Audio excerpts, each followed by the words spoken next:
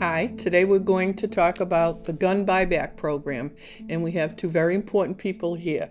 So we have Dr. Michael Hirsh, who is the medical director for the City of Worcester's Health Department, but he's also got a list of jobs that he's done at UMass, mostly known as a trauma surgeon and a pediatric surgeon.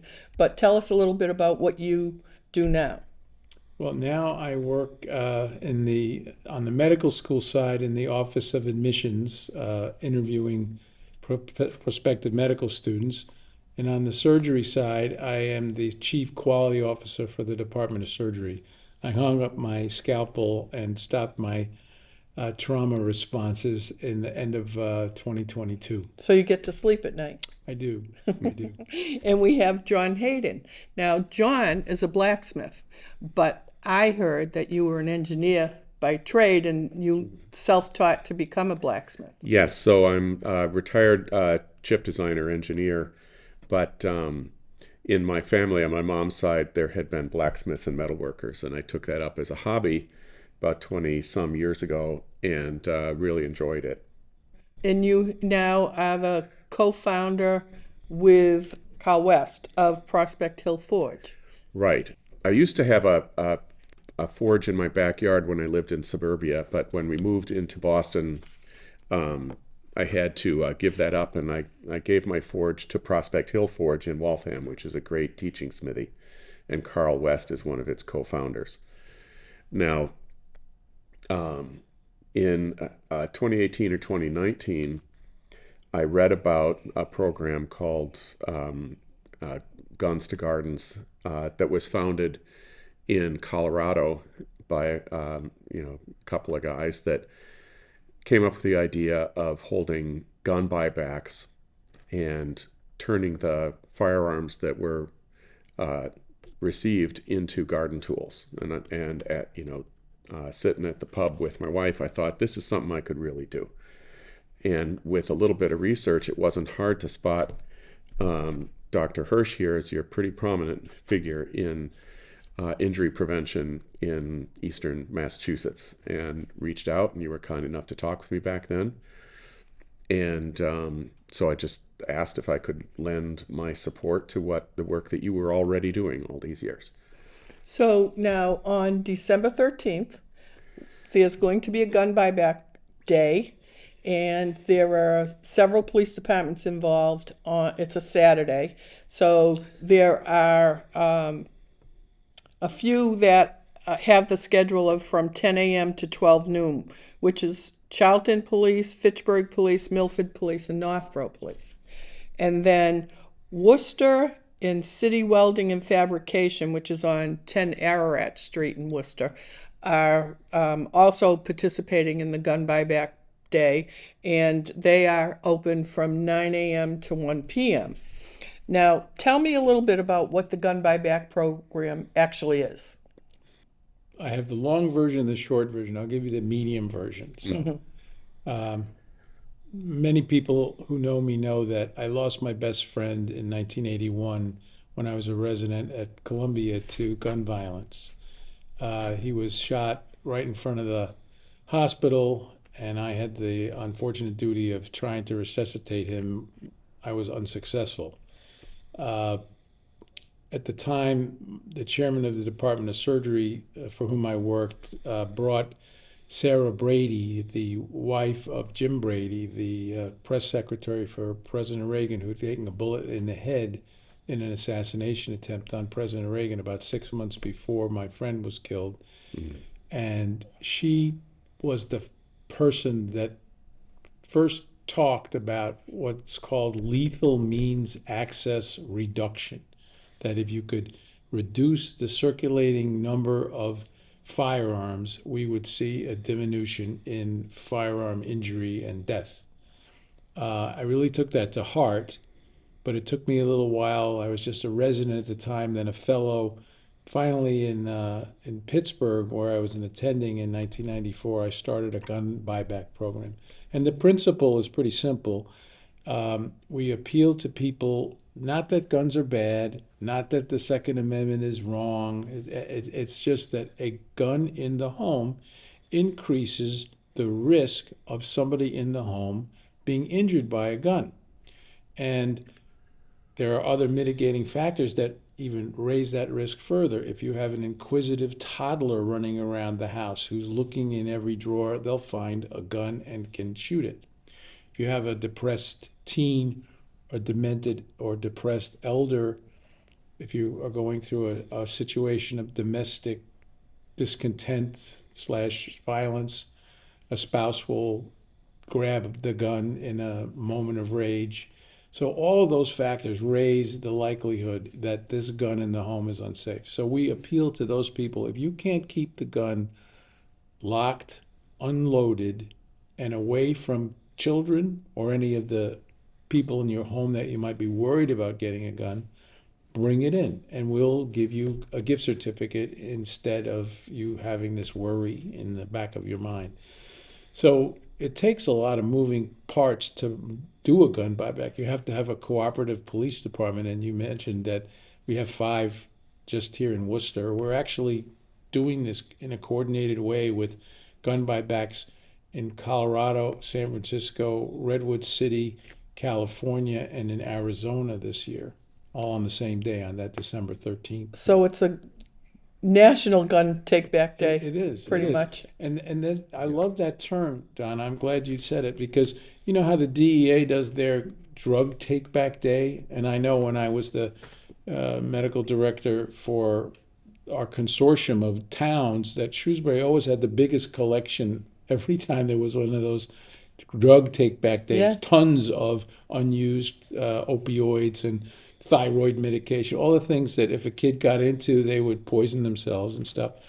I look at this as a take back day, and it's not a confiscation. It's not mandatory. We're not making it into a kind of a shaming program. It's just totally voluntary. And every year since 2002, Worcester has had one. So this is going to be our 24th gun buyback. And it could be, I have this gun, it was my grandfather's, what do I do with it? And you don't know what to do with it. You could say you could go to a gun shop, but at the same time, I wouldn't even know where to go to find a gun shop. But what do you do with that gun? So you've set it up so that there's a safe, non-threatening way for people to not be ashamed to say, hey, I have this gun, I don't want it. Right, and this is where we have to tip our hat to District Attorney Joseph Early, because he gives everyone amnesty on that day. If they don't have a carry permit on that day, if for some reason a person was coming to the gun buyback site and got stopped by the police and had the gun in a plain brown paper bag or plastic bag in the front seat, they could, say, I'm just heading to the gun buyback. So we have to get the amnesty part is very important, because a lot of people don't want to take the gun out of the closet or take it out of the barn or take it out of their, dresser drawer because they're afraid they don't have the permits. So what should someone do if they have a gun and they want to bring it back? First of all, they need to bring it back unloaded. Yes. And put the ammunition in one bag and the gun in a separate bag. Yes. And they will have amnesty that day as they are heading towards the police station Right. to give it back. Right, and they come in. Each of the police departments has an individual called an armorer, somebody that's an expert in weaponry. They check whether the gun is operable. If it's inoperable, we will still generally give a minimal amount of reimbursement of $25. We give $25 reimbursements for replica guns as well, because all the police locally have agreed with DA Early's input that sometimes police have to make very split-second decisions if they see somebody wielding what looks like a real gun but turns out not to be. And there have been some near misses of kids that have almost been shot when they're carrying one of these things. So $25, whether it's operable or a replica gun. It's $50 for a rifle, $100 for a pistol, and if it's a semi-automatic, either long or short gun, it's $150. And then we don't give out cash. We give out gift certificates to local stores. So sometimes it's big box stores, sometimes it's Stop and Shop, those kind of And grocery stores. Where do you get this money? That's a great tip of the hat again to DA Early, because he gives us the drug confiscation money when his team of narcotic experts raid a drug dealer's house. They'll find a drawer, or on top of the drawer a pile of $100 bills, and that's the confiscation money. And he has discretion over how he distributes that. And he's always given us a very generous check. At our press conference a couple of days before the gun buyback on the 11th this year of December, he'll be presenting us with a check, and that keeps us going. And we're able, in many cases, to get a discounted price on the gift certificates that we get. Oh, So that's not, if you buy in bulk, they'll give you 5% off or something like that. So we've been able to perpetuate it, and we've never really run out of money, which has been great. And we've collected about 5,000 weapons over the 23 years before this. So, and who can turn in a gun? Who can go to? Do you have to live in Milford to go to Milford? Or no one's going to check your ID. No one's going to do any forensics on the gun. This is a no questions asked program, which I think makes it very attractive. You don't have to worry about are you going to be ID'd. The other piece of it is that there is a voluntary survey that we've been doing for many years now to see, how did you hear about the buyback? Why did you decide to come? And we've gotten some very good information about it, which has helped us with some of our messaging about gun violence. My successor in taking over the injury prevention program, Donna, at UMass, is Dr. Jonathan Green, and he is a real whiz-bang at the research aspect of that. That's not my bag. I'm basically, any gun off the street for me is a win. And that's how I think Chief McGinn, who's the deputy chief at the Worcester Police Department, who's kind of the police coordinator of this, feels as well, that we make the streets a little safer, make traffic stops a little less dicey. There are always critics about, are you getting the guns that the criminals are using? Probably not directly, but breaking and entering into a home in Worcester, you probably have about a 1 in 3 chance that if you went into a bedside table, you would pull open a drawer and find a gun. really? And that's how a lot of this traffic happens. You have people that want to initiate into a gang. The gang leader says, come back when you have a gun. Those young men are not going to New Hampshire to gun shows. They're breaking into a home and they're going to find a gun. And when they have the gun, then they're members, and that's how we can kind of slow down some of the criminal use of these guns. Mm-hmm. But the other piece of this, and I don't mean to monopolize the conversation, I'm just so passionate about this, is that suicide is a huge issue in Central Mass and across the country. And out of the, you'll know these numbers pretty well. 37,000 people were killed in the Korean War. 47,000 people were killed from firearm violence last year. In 1 year? In 1 year. The Korean War was 3 years. The Vietnam War, we're still not caught up to, which is good. That was 57,000 in 8 years. So it's a carnage that's going on all the time. And 55% of the firearm deaths are from suicide. And what we've learned about suicide is that it's not usually from people that have been thinking about killing themselves for months and months and years, and it's a very impulsive thing. A kid breaks up with his girlfriend. a girl gets cyberbullied, an elderly person loses their spouse.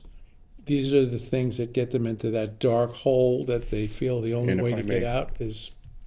I have a member of our extended family that was just going through a medication change and had a low point that probably would have passed within a day, but there was a firearm in his apartment, and unfortunately he lost his life.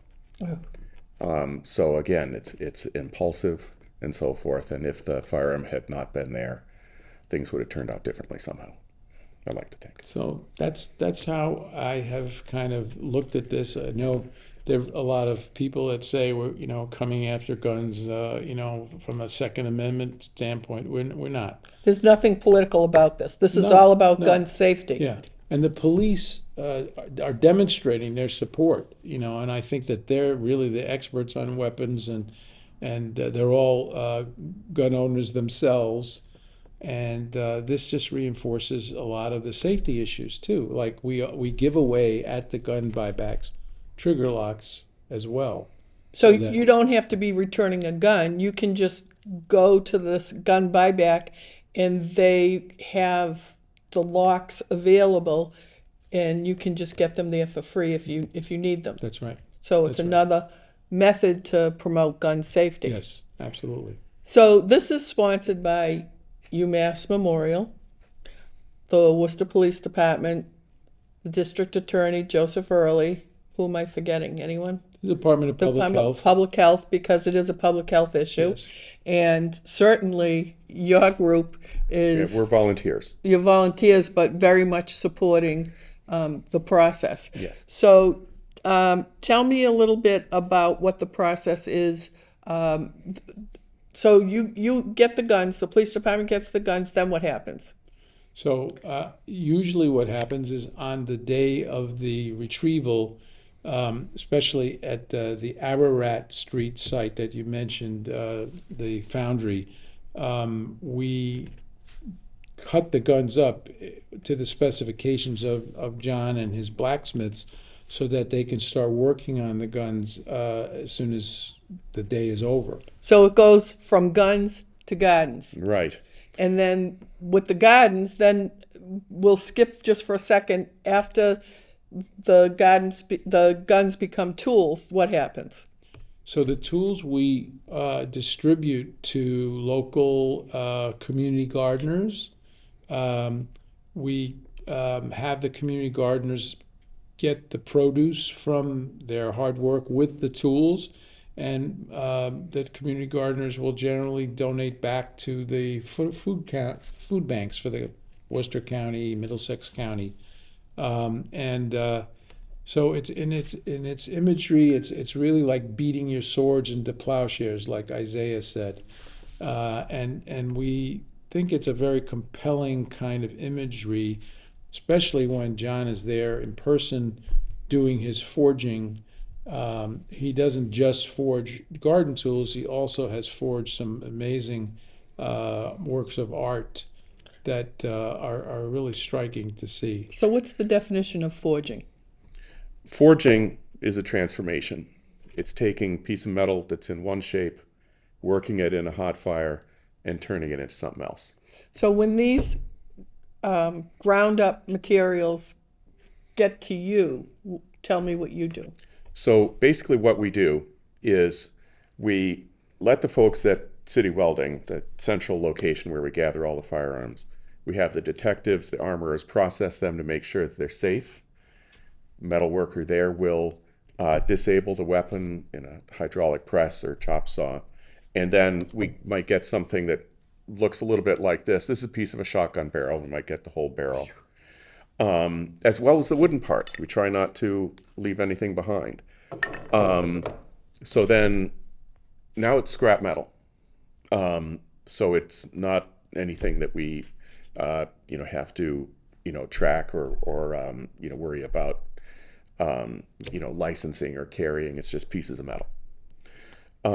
I work with a loose network of artisans and blacksmiths in Eastern Massachusetts that have expressed interest in helping out with this. And they've some of them are master blacksmiths, and they've made some amazing tools. But basically what you do is you would stick this in a hot fire, coal fire, or plasma fire, and then transform it into something like this as a blade of a trowel, for instance.